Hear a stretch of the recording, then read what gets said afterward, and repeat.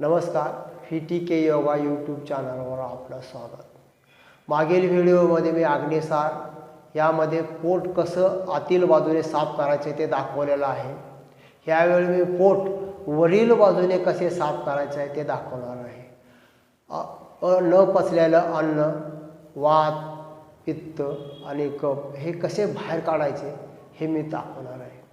Doctor लोक काय करतात, तुम्हाला गोळ्या देतात आणि वातपित्त हे कफ कंट्रोल करतात. आपण काय करतो, वातपित्त हे समसमान राहण्यासाठी आपण पाणी पिऊन बाहेर काढणार आहे. तर पाणी पिऊन बाहेर काढल्यानंतर काय होतं, तर ते पुन्हा वाढतं, पण ते कसं वाढतं, समान स्थितीत वाढतं. त्यामुळे आपल्याला काही धोका राहत नाही. तर मी आता हे प्रॅक्टिकली दाखवतोय, तुम्ही पहा. त्याचं नाव आहे जलधौती. सुरुवातीला काय करायचं आहे, एक कोमट पाणी घ्यायचं आहे.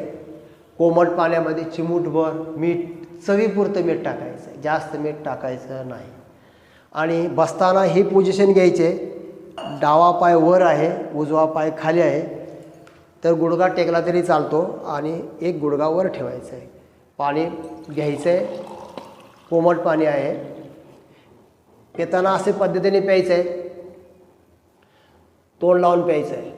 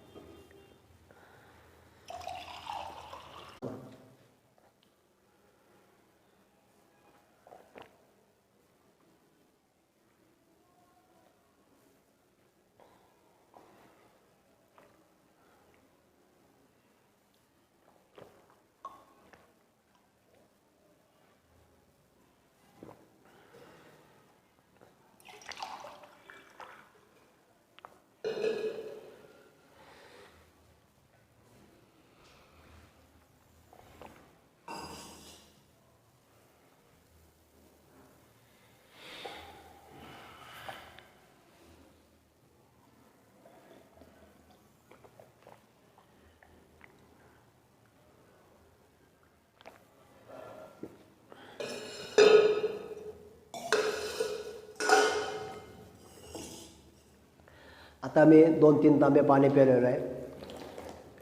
थोडासा हात धुतलेला आहे आणि आता हे पिलेलं पाणी मी बाहेर काढणार आहे. असं पहा, असंच उभं राहायचं आहे आणि 2 बोटं घालायची आहेत नरड्यात.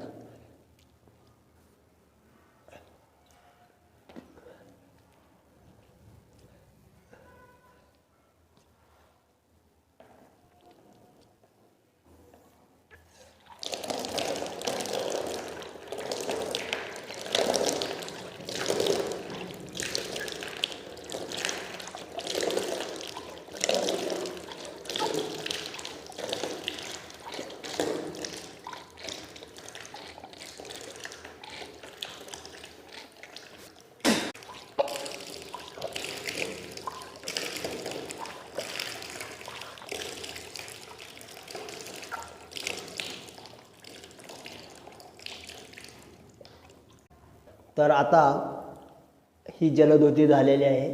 पोटातलं पूर्ण पाणी मी काढून टाकायचा प्रयत्न केलेला आहे. ह्या पाण्यामध्ये जर तो पाणी जर फेस आला असेल तर समजायचं आपल्याला वात झालेला आहे, वाताचा प्रकार आहे. आणि ते जर पाणी पिवळं पिवळं निघालं असेल तर समजायचं आपल्याला पित्त झालेलं आहे. तर वात, पित्त आणि कफ हे पुन्हा समसमान तयार होतील. आणि विशेष ह्याचा लाभ काय आहे माहीत आहे, तर ह्याचा विशेष लाभ असा आहे की राग हा कमी होतो. पित्त कमी झालं की राग बी कमी होतो. विशेष लाभ वात, पित्त आणि कफ कमी होतो. न पचलेलं अन्न बाहेर पडतं. वजन कमी होतं. अल्सर असणाऱ्याने हा अभ्यास करायचा नाही. हा व्हिडिओ आवडल्यास शेअर करा, लाईक करा, सबस्क्राईब करा आणि हा व्हिडिओ तुम्ही शेवटपर्यंत पाहिल्याबद्दल तुमचं मनापासून आभार.